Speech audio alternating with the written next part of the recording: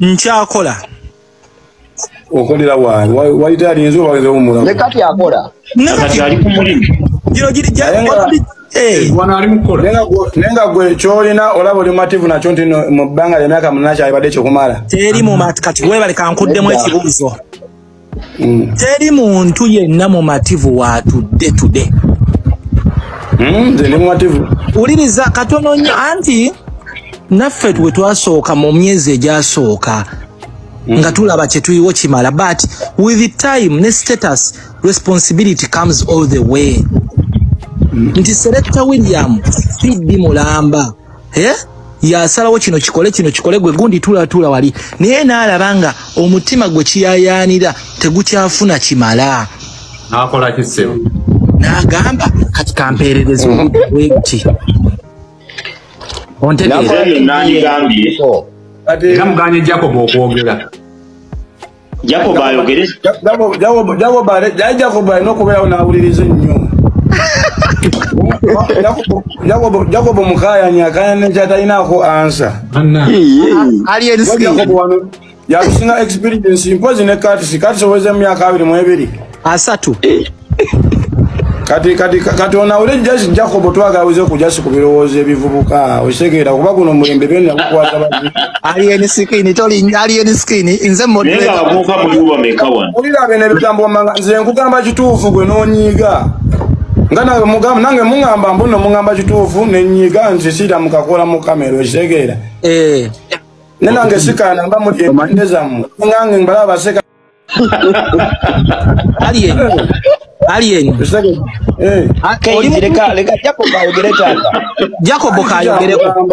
Jacob kayo ne alien omanyi buli lwonyigiriza Jacob abamu bayinza olowooza nti tuli oba mu kufutyanko oba muki njagala ne Jacob aweeko ku birowoozo bye bikoterevu mukwano gwange nkwaniriza ku KIKA Media ensibuko y'amawulire gwatanaba kubanga osubscribinga gena maaso subscribing likinga commentinga tusobole okubanga munange tutambula fena buterevu ntandise ne Jacob Omutuuze ono yavuddeyo n'ategeeza nti omukyala Shiba Kalungi musiru era nebyakola tabitegeera era n'ategeezezza nti Shiba Kalungi ne wakola atya talina wasobola kukwata mukyala Singalera Sanyo baby era ng'agamba mu buli kimu bonna kye bakola munange omukyala Sindi yasinga mu kintu kino.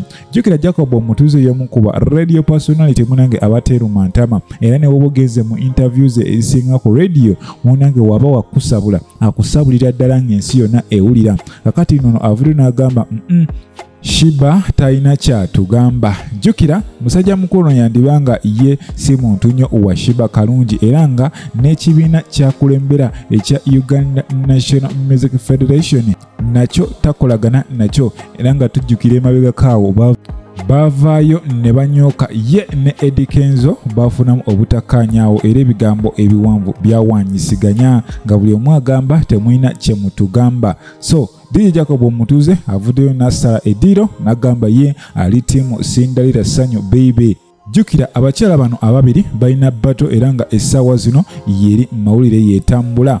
Wabula tetulabira nti DJ Michael si musanyufu era ng'ono yavuddeyo n'agamba bannange bano abakyala balina abateekamu omusimbi era ng'agamba ye okusinziira ku mawulire ge yafunye oba ge yafuna munange gavumenti yeri emabega w'abakyala bano obateekamu akasimbi. Era King Michael yavuddeyo n'ategeeza nti n'ekifo kye bapangisizza oba kololo gye mulaba eyo munange bagye baweredde ku mmye bagye baweredde ku bwereere. Kale kyonna bakikola okubanga ate munange bakyankalanya show ye oba concert gye yali astaginze maaso awo.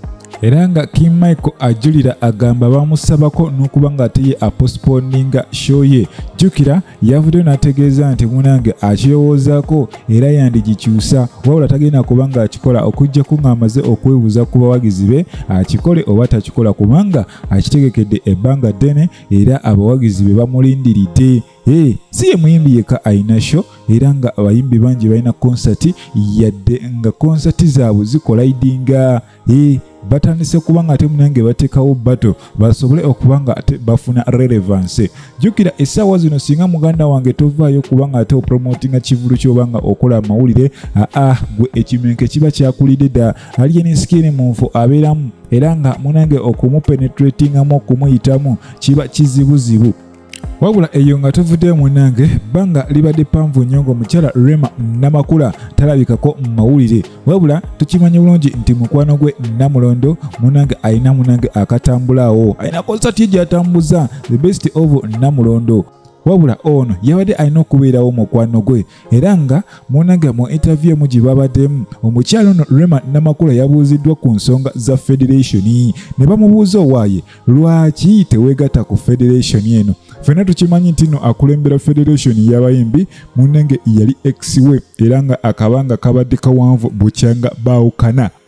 Kakati no ono uyabuuziddwa ku nsonga ezo munange yatunudde kyamuli era bw'atyo mu kwesesasesaawo akatonotono munange microphone n'agyeggyako n'agisindikira Bobby Dash owa B2C munange naye munnamawulire yagambye bannange tonzizeemu kibuuzo kyange. Wabula ono yategeezezza nti ekibuuzo ajja kiddamu oba osanga olunaku olulala.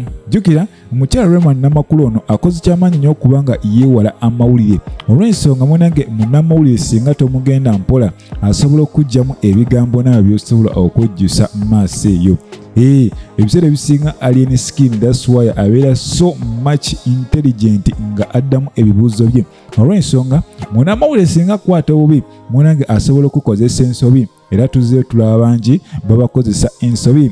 Jukira buli wokolamu ensobi munange ffe nga ffe abakola mawulire oba otuwadde omulimu era of course tugenda maaso ne tukyogerako ne tukiggusa ate abantu ne bakitegeera.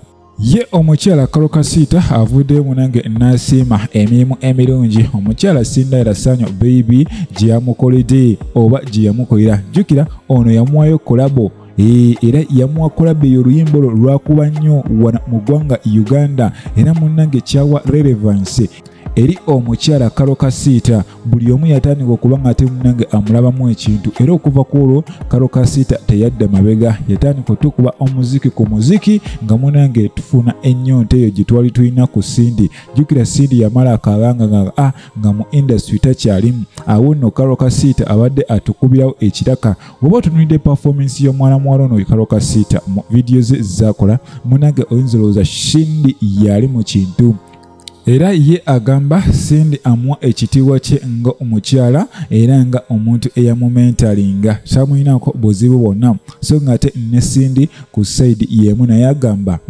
Kalokasiita oyo muwala wange. Wabula ye Shiba talina kyatugamba era oyo mwana muto yandibadde ava mu gigizi zaffe naye nga yo bato yakubeerawo. Kyetutegeddeko munange gavumenti yandibanga eyinamu omutwe mu kubanga ate promotinga ekivulu ky'abano okusinzira ku mawulire agatambula munange eyo kololo gy'olabaawo yandibanga ate bagibaweredde ku bwereere babe nga ate munange bateekawo oguvulu semavulu. Tetumanyi oba ekivulu kino kinaasobola okugyawo ekya Alien Skin ne Palaso naye katulinde tulabe ekitambula ne of course awono nekujukiza nti obadde ku KIKA Media ensibuko ya mawulire gotanaba kubanga subscribing gena maso subscribing liking commenting tusobola okubanga tambula fenna saba mukama Katonda bankumire mweraba.